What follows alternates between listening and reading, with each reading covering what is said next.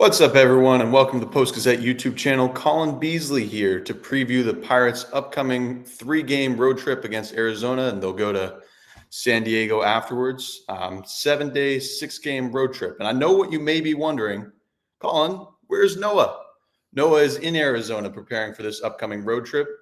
He's going to give you the best coverage that only the Post-Gazette can give you on this stand. He'll be covering all three games in Arizona, all three games in San Diego this weekend. And while I'm back in Pittsburgh, I figure that I might as well help him out and record this series preview. Before we get started, I just want to remind you all to subscribe to the PG Pirates YouTube page if you haven't already. And also, we do some YouTube. We do some good journalism here, but we also do a lot of good journalism on Post-Gazette.com. We cover the Pirates.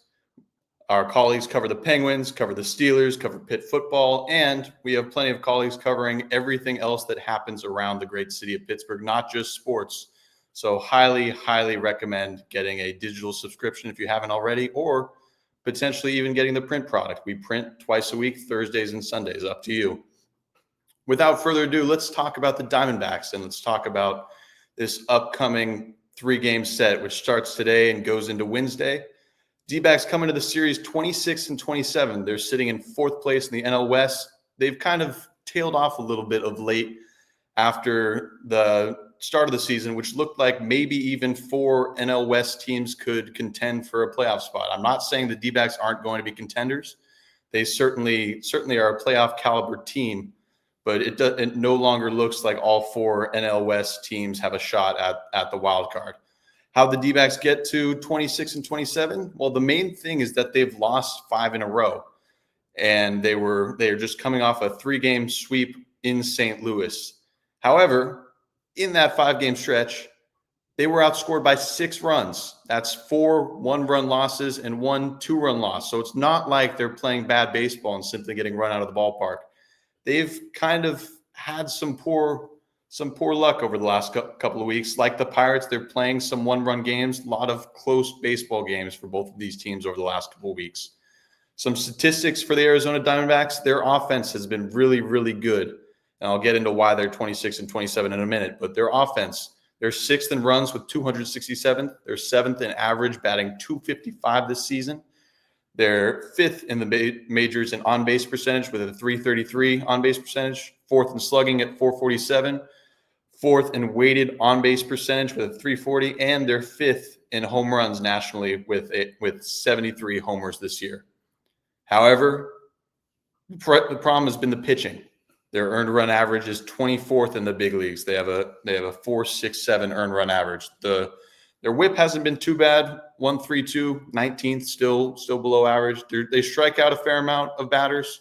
13th, 22.4% strikeout percentage. Walks are right in the middle, 8.7 walk percentage. Batting average against 20th in the leagues with 244. But again, the ERA is something that they're struggling with. The key there is that their starting pitchers have a 4.34 ERA, 24th in the big leagues, which is not what they needed, especially after the offseason acquisition of Corbin Burns. But their bullpen has really, really struggled. The Diamondbacks have the 26th ERA or bullpen ERA in the big leagues of 5.24. Bullpen's been a big reason they've struggled of late. In those one-run games that 5-game losing stretch, 3 of the 5 losses have been attributed to their bullpen. So for them to make a playoff push, they need to find some starting pitching, and they need to get out of the current losing stretch that they're in. They might be looking at this series as a bit of an opportunity for them to steady the ship. They've got their starting pitching set up well for this series, where they have a couple of good starters they'll see to get into the pitching matchups. On Monday tonight, Andrew Heaney will go for the Pirates against right-hander Ryan Nelson for the Diamondbacks. Ryan Nelson is 1-1 with a 4.60 ERA. He's making only his 3rd start of the season, and he's pitched 5 innings once. So essentially, today will be a bullpen day. Today is an opportunity for the Pirates to hit against the Diamondbacks bullpen and hopefully create some opportunities there. This is a day that the Pirates, frankly, can capitalize on a little bit, because the bullpen has been taxed with so many one-run games, both for the Pirates and the Diamondbacks. there's a chance that some fatigue could set in for the D-backs here. The Pirates will be hoping to capitalize on that with Andrew Heaney on the mound. Tomorrow is not as good of not as favorable a matchup for the Pirates on paper.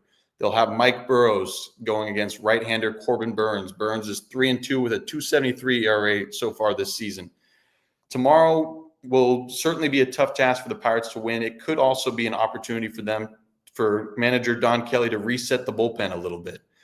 They're calling up Braxton Ashcraft, currently that Post-Gazette reported that yesterday, currently just a taxi squad move, so they would have to activate him.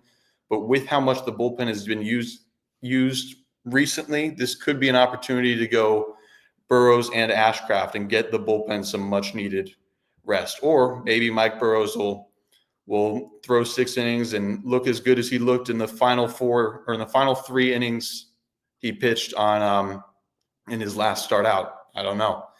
Wednesday is the series finale, and that's by far the best pitching matchup. That one will be a 12:40 start local time, 3:40 East Coast time. That'll be Paul Skenes against right-hander Zach Gallen.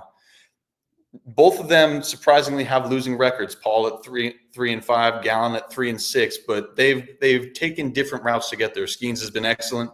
Gallen has struggled. He's 3-6 with a 5.25 ERA. He had one start earlier this season against the Yankees where he struck out, I believe, 12 in 6 innings, but he hasn't been able to capture the form that's made him one of baseball's better pitcher over the past 5 years or so. So that is certainly a pitching matchup that we will have our eyes on. Before we get into three to watch and my bold prediction from the series, a word from our sponsor, Greenewalt Roofing. Hey, Pittsburgh. When you think of great roofs, you think Greenewalt Roofing Company. With over 20 years experience, Greenewalt knows your roof is your home's first line of defense from rain, wind, snow, and ice. That's why Greenewalt Roofing's standard for perfection is so important. You can trust that their team of experienced installers will treat your property like it's their own. When it comes to roof replacements, Greenewalt Roofing is Pittsburgh's only choice. Visit greenewaltroofing.com today or call 412-314-8882 to schedule your free estimate. PA contractor number 36262. Thank you, Greenewalt Roofing. Now for the 3 to watch, obviously the pitching is interesting with the D-backs, and that'll be something to look at. But in terms of position players to watch, there are 3 pretty clear options for the Diamondbacks. First and foremost is right fielder Corbin Carroll. He's 24. He slumped a little bit last year, but he's back at what they think he can be and back at his best this year. He's got a 265 average, 15 homers, 34 RBIs. He's pretty much proven that his slow 2024 was just a blip for him. Shortstop Geraldo Perdomo is another piece of the D-backs young core. He's 25, and he's kind of having his breakout year this year. He's already got a 2.6 WAR. At this point in the season, he's got a 304 average, 401 on-base percentage. He's been really, really good and someone that's a little bit slept on nationally. And finally, Ketel Marte, their second baseman. He's been their guy for a number of years. He missed some time with a left hamstring injury earlier this year, but he's leading the team with a 569 slugging percentage. He's got 8 homers and 12 RBIs in roughly 30 games. Now for my bold prediction for this series, the Pirates are 0-28 at this point in the season when trailing after 7 innings. I think this series might be a chance to get a come-from-behind victory. At some point, they're going to have one, and there's really not much of a better opportunity than against the D-backs. I don't know exactly when that will happen, but I think that this is the series that the Pirates will have a come-from-behind victory. Now, with all that said, thank you guys for tuning in to our preview of this series. We will see you Thursday with a series recap, and hope you all have a happy Memorial Day. We will talk to you guys later. Thank you for tuning in to another episode.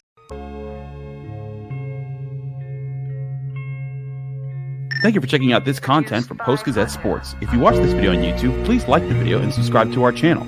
For all of the sports coverage the Post-Gazette has to offer, visit post-gazette.com.